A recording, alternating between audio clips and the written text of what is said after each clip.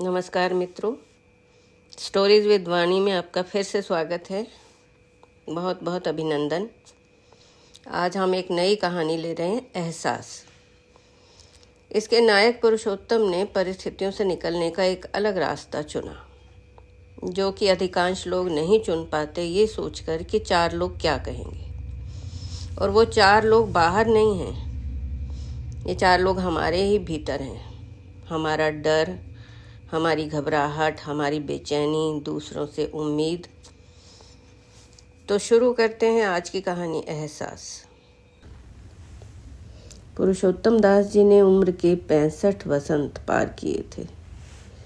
वो इस शेर की तर्जुमानी करते मालूम होते थे। बुढ़ापा कहते हैं जिसको, वो है अफसुर्दगी दिल की। जवानी जिसको कहते हैं, तबीयत की जवानी है। जिंदगी की धूप ने उनके बालों में हल्की चांदनी बिखेरी थी।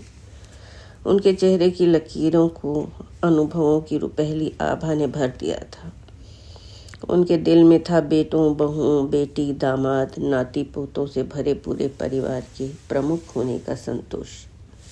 उनकी आंखों में था एक सेल्फ मेड इंसान होने का गर्व। उनके रहन सहन, बातचीत में जो वैभव झलकता था, वो पुरुषोत्तम एंटरप्राइजेज से कमाए हुए ऐश्वर्य का परिणाम था। इतना सब कुछ होने के बाद भी कुछ था जिसकी कमी वो अपने अंतर में महसूस करते थे। बोलते कम थे, लेकिन दबदबा इतना कि हवा भी उनकी आहट महसूस करती थी। महानगर की उस पॉश कॉलोनी में किसी के पास किसी के लिए समय नहीं था और ना ही ज़रूरत। फिर भी वहाँ इंसान बसते थे।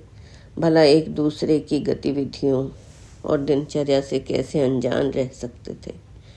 अचानक उस शांत सोई बस्ती ने एक करवट ली थी। कुछ हलचल सी हुई थी।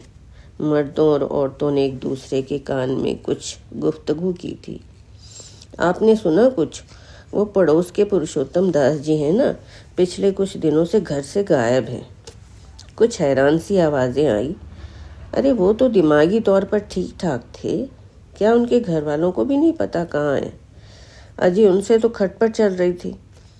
पता नहीं क्या हो गया है आजकल के बच्चों को कि बड़े बूढ़ों का ख्याल भी नहीं रखा जाता। अभी बातें खत्म नहीं हुई थी कि किसी ने एक भेद की बात बताई। अजी उन्होंने दूसरी शादी कर ली है और यहीं इसी ब्लॉक में कहीं किराए का कमरा लेकर रह रहे हैं अपनी नई नवेली के साथ। नहीं भाई, बात गले नहीं उतरी। इस उम्र में दूसरी शादी? हाँ भाई, मर्द है, जितनी मर्जी शादियां करे, लेकिन कम से कम उम्र का तो ध्यान रखते। नाती पोतों के सामने ऐसी हरकत, छी छी। ये सब महिलाओं के विचार थे। पुरुषोत्तम दास जी का भरा पूरा परिवार था। अच्छा भला वक्त कट रहा था। अब और क्या चाहिए था? इस उम्र में कहाँ वो दम कम होगा। ये लोगों की मिश्रित हंसी थी। अजी उनकी बहू ही बता रही थी, काफ़ी समय से चक्कर चल रहा था। कोई 40-45 की उम्र की है, बहुत खूबसूरत है। मिसेज कालरा ने रहस्य पर से पर्दा उठाया, जिनका उनके घर आना जाना था। अच्छा, कोई तो यहाँ तक कहता है कि वेश्या है, पर हमें क्या। बातें अलग अलग होठों से निकलती और बड़ी और तीखी होती जा रही थी, जैसे उनके पंख निकल आए हों। हर कोई अपने सुरक्षित विशिष्ट उद्गार प्रकट करने के लिए बेचैन नजर आता था। उनकी विवाहिता बेटी सीमा जब मायके आई तो महिलाओं ने उसे भी घेर लिया। हर कोई जैसे जानना चाहता था कि आखिर क्यों। सीमा से कुछ कहते ना बना, बस एक लाइन में बात खत्म की, पता नहीं आंटी, पापा ने ऐसा क्यों किया, कैसे वो हमारे लिए कैके ले आए।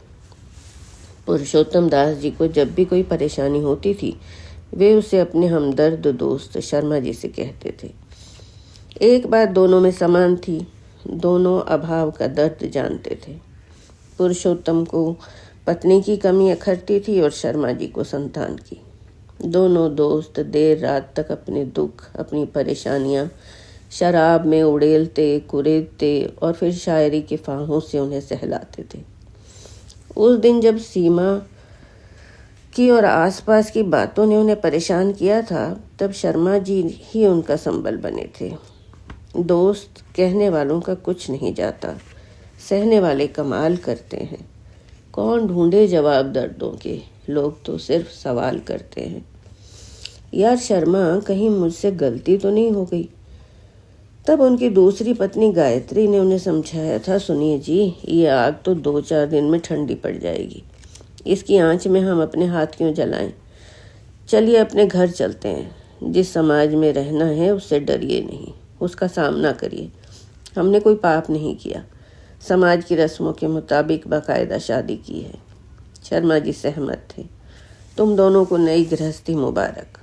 दोनों खुश हो तो किसी और से क्या। मरीज़ खाक को तो अब शफा है, मगर दुनिया बड़ी कड़वी दवा है। जाते जाते वे बोले। उन्होंने अपने घर कदम रखा तो पहली पत्नी की तस्वीर के सामने जाकर उनकी आंखें भर आई। अतीत के पन्ने एक एक करके खुलते गए। उनकी पहली पत्नी कृष्णा की मृत्यु के बाद बिरादरी के बड़ों ने बहुत जोर दिया था, पुरुषोत्तम, जिंदगी बहुत बड़ी है और बच्चे अभी छोटे हैं, तू काम देखेगा या उनको संभालेगा? अच्छा तो यही है कि दूसरी शादी कर ले। लेकिन पुरुषोत्तम टस से मस नहीं हुए। बोले, बच्चे स्कूल कॉलेज जाने वाले हैं, शादी की उम्र तो अब इनकी है। बहू आ जाएगी तो घर भी संभल जाएगा और रीमा विनय भी।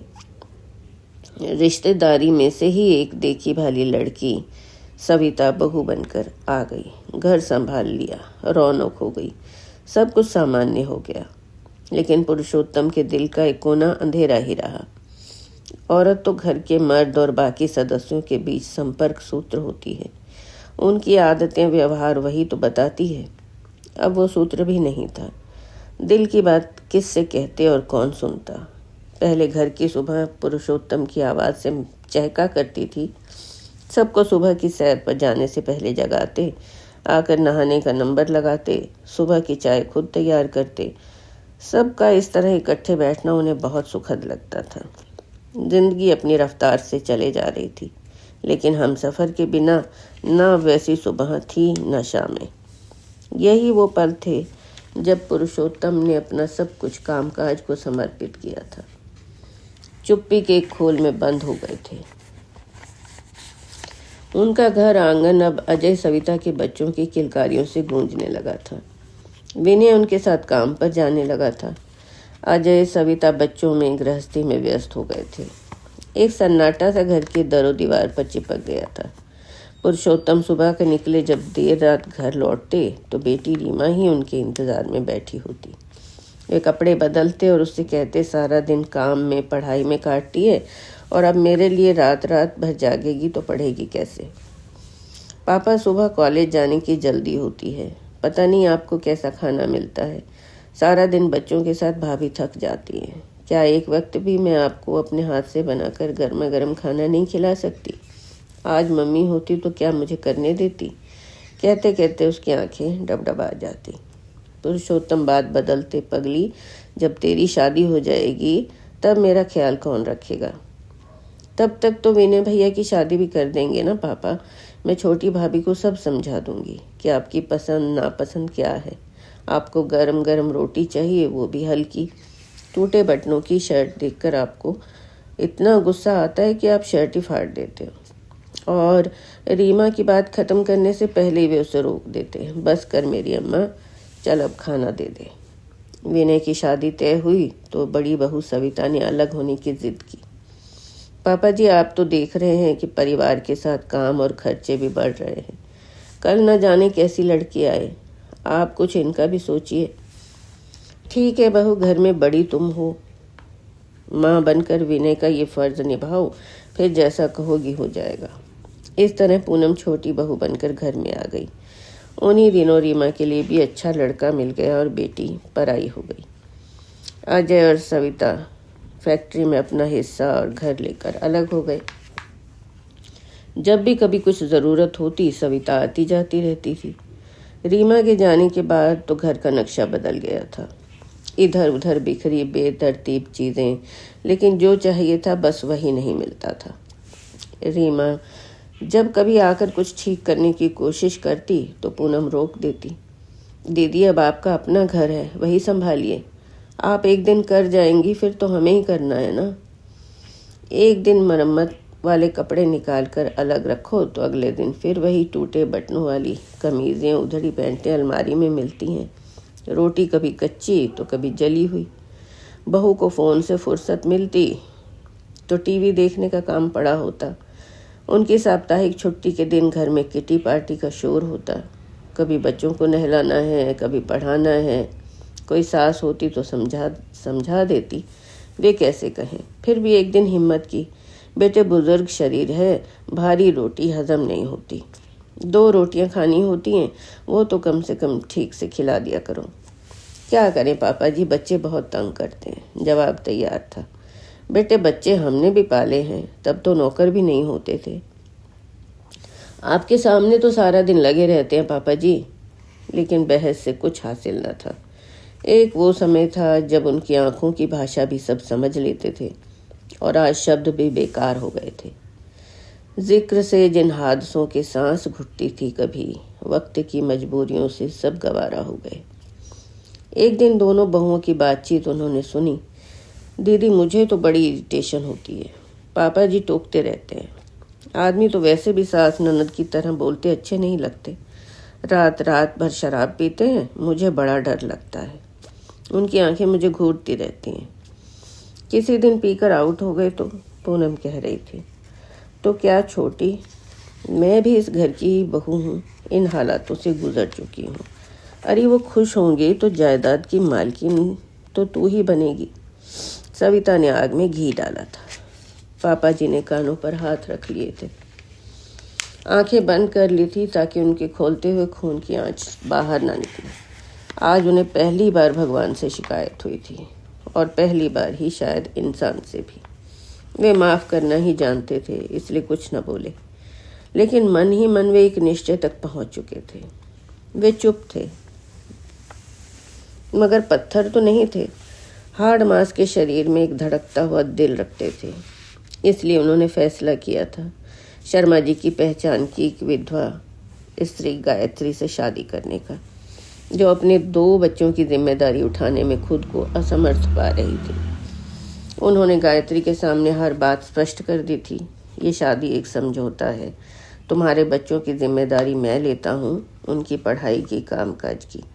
ये है उनके लिए अलग घर की चाबी, बदले में तुम मेरा घर संभालो। मेरे काम पर जाने के बाद तुम जब चाहो अपने बच्चों से मिल सकती हो, लेकिन जब मैं काम से लौटूं तो तुम्हें घर पर पाऊं। मेरा सहारा बन जाओ तुम। गायत्री ने कहा था, मैं कभी शिकायत का मौका नहीं दूंगी आपको। सचमुच उसने अपने शब्दों की आन रखी थी। कुछ दिन के आराम के बाद कामकाज की वही रूटीन शुरू हो गई थी। पुरुषोत्तम काम से थककर लौटते तो गायत्री के शब्दों की मिठास उनकी थकान दूर कर देती। हर चीज़ अपनी जगह पर, साफ सुथरा घर। एक समय का खाना कुछ भारी हो जाता तो शाम को हल्की फुल्की दाल या खिचड़ी बन जाती। पुरुषोत्तम संतुष्ट थे। उन्होंने सही फैसला किया था, लेकिन ये खुशी अधिक दिन तक नहीं टिक पाई। उनके बेटों बहुओं को तो इस तूफान का अंदेशा भी नहीं था। उन्हें जायदाद अपने हाथ से निकलती नजर आई। पहले कुछ दिन तो कोई गायत्री के पास नहीं आया, लेकिन पुरुषोत्तम दास के काम पर जाने के बाद जहर बुझे तीरों का सिलसिला शुरू हुआ। हमारे पापा की दौलत पर कब्जा करने आई है ना तू? 1,00,000 2 लाख चाहिए तो हमसे ले और यहाँ से निकल। ये विनय की आवाज़ थी। पहले हम पापा जी से जो चाहे ले सकते थे, अब हमारा हक तेरे बच्चों को मिल रहा है। दोनों बहुओं ने सुर मिलाया। अपना जिस्म दिखाकर तूने उन्हें फांस लिया है, और वो भी कैसे आदमी निकले। इतनी बातें गायत्री को रुलाने के लिए काफ़ी थी। उन्होंने सब कुछ पुरुषोत्तम को बताया। पुरुषोत्तम ने गायत्री से सबको वहाँ बुलाने का आग्रह किया। तुम फिक्र न करो, सब ठीक हो जाएगा। रीमा को भी फ़ोन मिलाओ। उन्होंने सबको अपने सामने बिठाया और बोलना शुरू किया। देखो बच्चों, ये शादी गायत्री से मैंने गवाहों के सामने हिंदू रीति से की है। इस नाते वो तुम्हारी माँ है। मरे हुए के साथ मरा नहीं जाता। जो पीछे रह गया है उसे भी कुछ चाहिए, लेकिन तुम घटिया मानसिकता के लोग सिर्फ जिस्मों की बू सूंघते हो। मैं पूछता हूँ, कृष्ण और मीरा के बीच जिस्म कहाँ है? अरे तुमने तो बाप और बेटी के रिश्ते को भी कलंकित कर दिया। दोनों बहुओं की नजरें झुक गई। लेकिन पुरुषोत्तम दास को आज और भी बहुत कुछ कहना था। तुम्हें घर दिया, पैसा दिया, ये तो मेरा फ़र्ज़ था, लेकिन मुझे एक कप चाय पूछना भी तुम्हारा फ़र्ज़ नहीं था ना। रिश्तों को भी एहसास और जज्बात की नमी और गर्मी से सींचना पड़ता है, वरना वो बिखर जाते हैं। मरने के बाद मुझे अखबारों में छपी श्रद्धांजलि नहीं चाहिए। मैं तुम्हारा वही बाप हूँ। विश्वास दिलाता हूँ कि गायत्री भी माँ के फ़र्ज से पीछे नहीं हटेगी। बस हमें तुमसे प्रेम, विश्वास और सम्मान चाहिए। अगर नहीं दे सकते तो अपनी ज़िंदगी जैसे चाहो जियो। हमें हमारे दुख सुख आपस में बांटने दो। क्या उम्र के थकान भरे सफ़र के बाद 2 पल की खुशी के भी हम हकदार नहीं हैं? बस मुझे इतना ही कहना था।